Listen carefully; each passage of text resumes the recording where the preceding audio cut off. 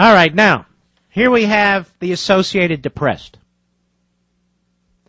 The days of any time, any reason rate hikes and late fee traps have to end, Obama said.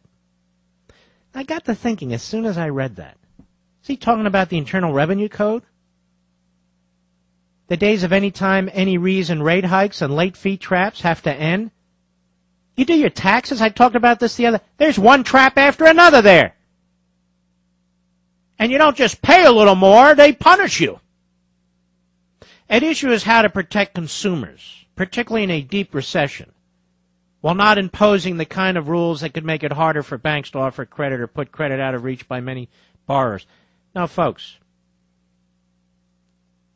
who takes most of your money? That's right. For those of us who actually work and earn an income, the federal government. Who's number two? Well, either your state or local government. Who's number three? Well, either your local or state government. So the top three confiscators of your money are the three levels of government. Did you know that? But we're going to go after those credit card companies. Now, here's the thing. Many people turn to credit cards because they're hurting and they need to pay their bills.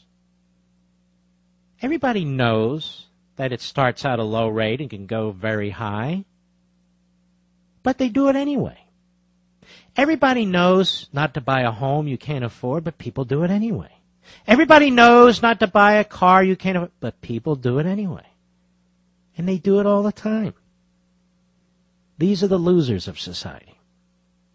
And now, having been irresponsible, they pretend they didn't know. I didn't know. I didn't know the credit card companies could increase my rate to 25%. You didn't?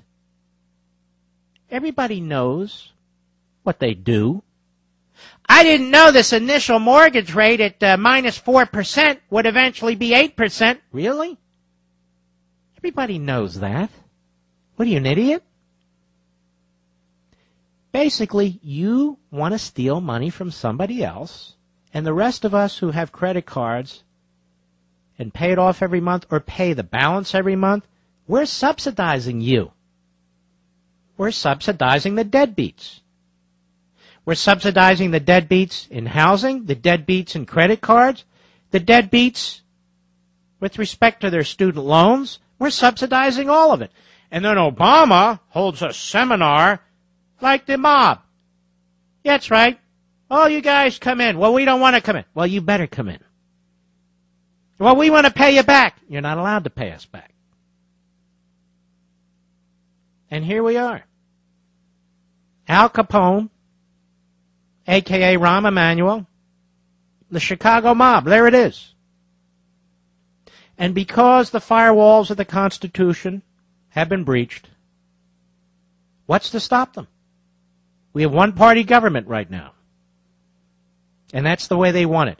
But the problem is we're outnumbered, folks, because there are people, yeah, those damn credit card companies. Well, then why do you have a credit card? Well, it's my right. No, it isn't, idiot. No, it isn't. But let's listen to Obama, and I want you to tell me if he sounds like an American president or a dictator. Here he is after meeting with credit card execs today. Cut 4. Go. First of all, I think that there has to be strong and reliable protections for consumers. Protections that ban unfair rate increases and forbid abusive fees and penalties. Let's start with the IRS. The days of any time, any reason rate hikes and late fee traps have to end. Number 2, all the forms and statements that credit card companies send out have to be written in plain language and be in plain sight. No more fine print, no more confusing terms and conditions. We want clarity and transparency from here on out. You're so full of crap. You're pathetic. You're pathetic. You control the Internal Revenue Code. Have you given this directive to the administrator of the IRS? No more fine print. The Internal Revenue Code is all fine print. The regulations that your government spits out, 75,000 pages a year, fine print, where your eyes go crossed. No more confusing terms and conditions. What are you talking about? Everything the government does is confusing. And the terms and conditions.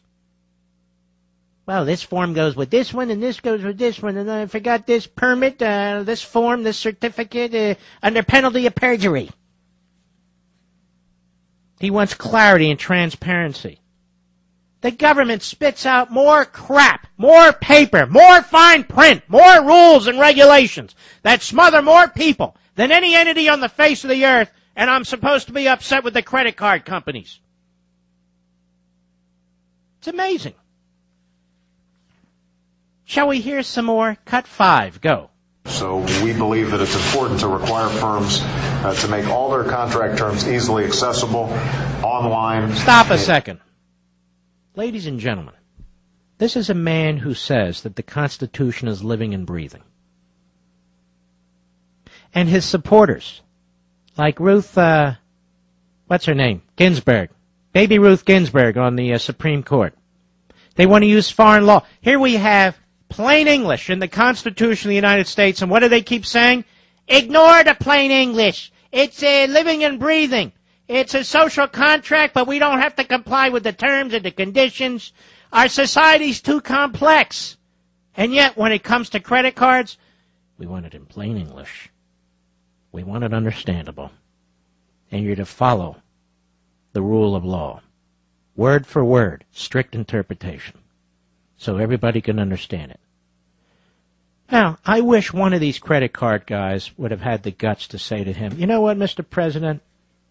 You don't get to tell us how to do our business. We will litigate and fight you every step of the way.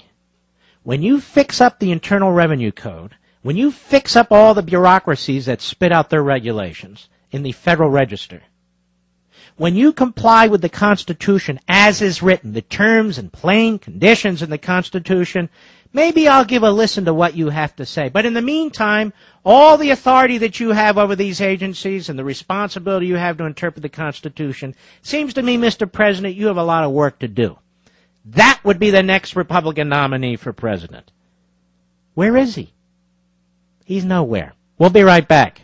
Mark Levin.